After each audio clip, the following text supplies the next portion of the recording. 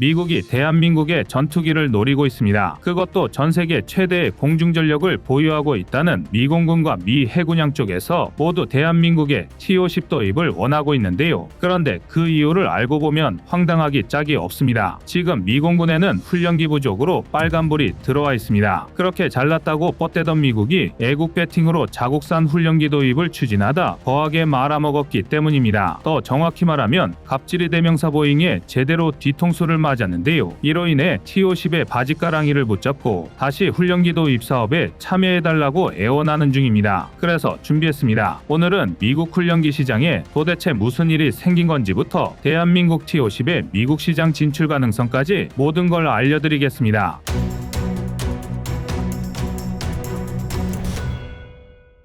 한 나라의 공중전력에 있어 전술기만큼이나 중요한 건 바로 훈련기입니다. 만약 충분한 수량의 훈련기가 뒷받침되지 않는다면 보유한 전술기가 많을수록 전투 효율이 급감하는데요. 가장 표면적인 이유는 비용 효율성입니다. 굳이 F-35 수준의 하위급 전투기를 언급하지 않더라도 전투기는 매우 고가의 무기체계입니다. 일례로 이미 4,600대 이상 생산된 F-16도 가장 최신 개량형인 F-16 블록 70, 72, 통칭 F-16V 바이퍼의 경우 한 대당 가격이 800억 원을 넘습니다. 심지어 대만은 2019년 F-16V 패키지 66대를 구매하면서 무려 6조 6천억 원이 넘는 금액을 지불했는데요. 이뿐만이 아닙니다. 또 다른 4.5세대기의 대명사 F-15EX 이글2는 대당 가격이 1,000억 원을 호가합니다. 세계적인 명품으로 명성이 자자한 K9 자주포가 한 대에 약 40억 원, K2 옥표 전차가 80억 원대임을 감안하면 수십 배나 차이가 나는 금액인데요. 그 비싸다는 M1 에이브람스도 훈련 및 유지 비용을 전부 포함한 패키지 가격이 130억 원 수준입니다. 이쯤이면 전술기가 얼마나 비싼 무기체계인지 감이 오셨을 텐데요. 반면 훈련기는 상대적으로 가격이 저렴한 편입니다. 미국이 60년 가까이 훈련기로 굴려먹은 T-38 탈론의 경우 대당 고작 10억 원에 도입되었습니다. F-15EX에 비하면 100분의 1의 가격이었던 셈인데요. 아무리 현대에 개발된 훈련기라 하더라도 전술기에 비하면 저렴한 편입니다. 예를 들어 T-50을 제치고 미공군 고등운영기로 선정되었던 보잉 사브의 T-7A는 초기 예비 부품을 포함한 총무기 시스템 비용이 고작 290억 원 수준이었는데요. 이에 비해 T-50은 패키지 비용이 알려지지는 않았지만 훈련기만 320억 원에 달하는 것으로 알려져 있습니다. 대한민국 무기체계답지 않게 굉장히 고가인데요. 문제는 앞서 말한 비용 효율성 측면에서 훈련기의 가격은 굉장히 결정적인 차이라는 것입니다. 제대로 된 공군이 형성된 나라에서 굳이 전술기와 훈련기를 나눠 운용하는 건 유지보수 비용 때문입니다. 도입가가 높으면 그만큼 운용 가격이 높기 마련이고 이 막대한 운용비를 감수하면서까지 훈련생에게 전술기의 조종관을 쥐어주는 건 도무지 수지타산이 맞지 않습니다. 따라서 과격하게 말해 막 굴릴 수 있는 훈련기를 저렴한 가격에 대량 도입해서 파일럿을 양성하는 데 사용하는 건데요. 그렇기 때문에 훈련기 도입에 있어 가격은 상당히 중요한 요소입니다. 물론 그렇다고 해서 훈련기의 성능이 중요하지 않다는 건 아닙니다. 훈련기가 실전과 유사한 환경과 시뮬레이션을 제공할수록 파일럿의 비행 기술과 전투 임무 수행에 필요한 전술적 판단과 의사결정 능력을 키울 수 있는데요. 이는 곧 훈련기 성능이 우수할수록 훈련기에서 전술기로 넘어가는 기종 훈련 기간을 단축할 수 있다는 의미입니다. 또한 훈련기는 안전성이 최우선되어야 하는데요. 고성능 전술기가 기체 조종에 상당한 숙련도를 요구하는 반면 훈련기는 이름 그대로 비행 안전성을 최우선으로 확보하며 비교적 안전한 환경에서 파일럿을 훈련시킬 목적으로 설계되었습니다. 그렇다면 이토록 중요한 훈련기에 공백이 생긴다면 어떻게 될까요? 결과는 뻔합니다. 이를 가장 잘 보여주는 게 인도 공군인데요. 날아다니는 관짝으로도 불리는 인도 공군의 미그 21바이스는 러시아로부터 구입한 875대 중 절반 이상이 사고로 손실되었습니다. 이 사고에 휩쓸려 유명을 달리한 민간인만 40여 명이 넘습니다. 심지어 파일럿의 사망률은 더 높아서 무려 170명 이상이 미그 21과 함께 추락했습니다. 다수의 전문가는 이런 말도 안 되는 비전투 손실률을 기록한 이유로 최고 속도가 마하이를 넘는 미그 21을 운용하기엔 인도 파일럿들의 초음속 비행에 대한 훈련이 부족했음을 꼽습니다. 여기에 얼렁뚱땅이나 다름없는 미그 21의 설계 오류와 어려운 착륙 난이도가 더욱 안전사고를 부추긴 건데요. 돌발 상황에 대한 훈련이 충분했다면 많은 사고를 줄일 수 있었을 것입니다. 그리고 지금 정확히 같은 우려가 미 공군 내에 퍼지고 있습니다. 훈련기 부족으로 인해 파일럿이 훈련받기 위해 짧게는 18개월, 길게는 24개월 이상 순번을 기다려야 하는 상황이 펼쳐진 건데요. 이런 대기 기간 때문에 전투기 파일럿 양성 기간이 무려 4년에 육박하는 황당한 상황이 펼쳐지고 있습니다. 게다가 노후한 T-38 훈련기의 안전비용에만 1년에 160억 원 이상을 소모하고 있습니다. 미국이 전 세계 최대 규모의 공군력을 보유했다는 걸 떠올리면 기가 차서 말도 안 나올 상황인데요. 이런 참사가 벌어진 건 미공군이 2016년에서 2018년에 진행한 고등훈련기 신규 도입 사업 TX 프로그램부터였습니다. 미공군이 TX 프로그램에서 요구한 건 앞서 말한 실제 전술기와 유사한 특성, 성능부터 효율성을 고려한 낮은 비용, 고급 시뮬레이션 가상훈련 시스템 등 훈련기의 필수적인 조건부터 전술기의 성능 향상을 대비한 업그레이드 용이성까지 다양했는데요. 어찌 보면 아주 기본적으로 보이는 요구사항이지만 상대가 미공군인 이상 동시에 가장 까다로운 조건들이기도 했습니다. 그리고 이 조건을 모두 만족하며 최종 후보에 오른 게 바로 보잉 사브의 T-7A와 대한민국하의 록히드 마틴의 T-50A였는데요. 하지만 두 기체는 분명한 차이를 보였습니다. T-50A가 성능을 추구했다면 T-7A는 저렴한 가격을 경쟁력으로 내세웠습니다. 개발을 주관한 보잉은 세계에서 가장 거대한 항공기 제작사이자 상업용 항공기의 명가인 자신들의 원가 절감 능력을 유감없이 발휘했고, 여기에 사브의 설계 간소화 기술이 추가되면서 T-7A의 가격은 믿기지 않을 만큼 저렴했습니다. 제품 개발부터 설계까지를 모두 디지털 방식으로 간소화했으며, 이를 이유로 항공기 개발의 필수라고 여겨지던 풍동 실험까지 생략해 버렸는데요. 그것이 정말로 가능한가는 둘째치고 이로 인한 효과는 확실했습니다. 첫 번째는 개발 속도였습니다. 일반적인 군용기는 개발에 10년에서 20년이 소모되는 일도 허다했지만 보잉은 T-7A를 미공군 전용으로 완전히 새롭게 개발하는 훈련기임에도 TX 프로그램에서 요구한 2024년 초기 배치를 자신했습니다. 2017년 말 T-7A가 미공군의 차기 훈련기로 선정되었으니 약 7년 이내에 훈련기 개발을 완료하겠다는 것이었는데요. 두 번째는 가격이었습니다. 보잉이 주장하는 디지털 방식 개발은 쉽게 말해 컴퓨터의 완벽한 계산으로 시행착오나 현장 실험 없이 항공기를 개발하겠다는 것이었고, 이는 곧 개발비 축소와 단가 하락으로 이어졌습니다. 실제로 보잉은 약 11조 7,500억 원의 T-7A를 제시했는데요. 이는 미국 정부가 훈련기 350대와 지상훈련 시스템, 정비시설 등 국가계약을 포함한 총사업비로 20조 8,200억 원을 책정한 것에 고작 56%에 불과한 입찰가였습니다. 심지어 이조차도 요구 조건보다 훨씬 많은 훈련기 475대 납품에 덤으로 시뮬레이터 120대 추가 납품이 포함된 가격이었습니다. 이러니 암만 미공군이라 하더라도 눈이 뒤집혀서 T-7A를 도입할 수밖에 없었던 건데요. 성능 면에서는 T-50A가 동급 기종 최강이었던 반면 T-7A는 최소 성능의 요구 조건만을 만족했지만 훈련기라는 특징, 압도적인 가격 앞에서는 무의미한 일이었습니다. 만약 정말로 T-7A가 보잉이 계획대로 양산만 됐다면 인류 역사에 커다란 족적을 새길 수 있었을 텐데요. 그런데 보잉은 족적이한 인정과를 새기고 말았습니다. 꼭 사기꾼들이 되지도 않는 달콤한 거짓말로 피해자들을 낚아채는데요. TX 프로그램에서 사기꾼은 보잉이고 피해자는 미공군, 사기극의 이름은 T-7A였습니다. 결국 T-7A는 얼토당토하는 가격으로 T-50A를 밀어내고 TX 프로그램에 선정되었는데요. 문제는 바로 그 순간부터 시작이었습니다. 이미 진작에 개발을 끝내고 양산 단계에 접어들었어야 할 T-7A는 지금도 IOC를 받지 못한 상태입니다. 사출 자석 문제, 비행 제어 소프트웨어 문제, 공기역학 설계 결함 등 결함이라는 결함이 죄다 발생하면서 개발이 무한정 지연되고 있기 때문인데요. 보잉에서는 첫 번째 기체를 2025년 12월이면 인도할 수 있다고 변명하고 있지만 전문가들은 이조차도 부정적으로 바라보고 있습니다. 실제로 앞서 미공군 파일럿의 훈련이 24개월까지 지연되고 있는 것도 T-7A가 무기한 지연되면서부터인데요. 가장 큰 결함은 T-7A의 윙록 현상입니다. 윙록은 항공기가 와류를 통제하지 못해 발생하는데요. 이를 통제하지 못하면 항공기가 상승 하강할 때 어느 특정 각도에 도달하면 기체가 전복되거나 안전성을 잃는 현상이 벌어집니다. 백번양보에서 이착륙과 경로를 따라 비행하는 게 전부인 민간 항공기라면 그나마 감수할 수 있는 문제겠지만 태생이 높은 기동 성능을 요구하는 군용기에서 윙록은 대단히 치명적인 문제입니다. 사실 풍동 실험만 진행했다면 미리 포착하고 해결할 수 있었던 문제인데요. 보잉은 T-7A의 윙록을 소프트웨어 개선으로 해결할 수 있다고 주장하지만 정작 미국 회계감사원은 T-7A 개발이 최소 2년 이상 지연될 것이라 예상하고 있습니다. 그렇게 되면 2024년이었던 양산 계획은 최소 3-4년은 더 하여 지연되는데요. 애초에 TX 프로그램 자체가 60년이나 혹사당한 기존 훈련기 T-38을 대체하기 위해 시작되었다는 걸 생각하면 미공군 입장에서는 그야말로 미치고 팔짝 뛸 일입니다. 더군다나 T-7A는 설계 결함으로 탈출 레버를 당길 시 20% 확률로 파일럿이 뇌진탕을 입는 어처구니 없는 결함이 발생하기도 했는데요. 보잉은 부랴부랴 사출자석의 폭격량을 줄였지만 이번에는 캐노피 유리가 완전히 파괴되지 않아서 파편의 파일럿이 중상을 입는 문제가 발생했습니다. 윙록에 걸려 기체가 비틀거리는데 심지어 비상탈출하려면 뇌진탕이나 중상을 각오해야 하는 훈련기를 도대체 어떤 정신나간 군대에서 운용할 수 있을지 싶은데요. 실제로 미공군은 시제기 5대 이외에 아직 단 한 대의 T-7A도 정식 발주하지 않은 상태입니다. 정리하자면 TX 프로그램의 선정은 됐지만 양산은 아직 결정되지 않았는데요. 게다가 보잉 2대형에 제대로 열받은 미공군이 사상 초유의 선택을 내렸습니다. 그리고 이 덕에 대한민국 T-50A는 다시 한번 미공군 이물망에 올랐는데요. 사실상 TX 프로그램을 폐지하고 새로운 훈련기 도입 사업인 ATT 프로그램을 시작한 것입니다. 그런데 여기서 끝이 아닌데요. 상황을 지켜보던 미공군의 영원한 라이벌 미해군에서 예상치 못한 결단을 내리면서 사업의 규모가 전미를 아우르는 수준으로 커져버렸습니다. 도대체 미국의 공중전력에 무슨 일이 생긴 건지는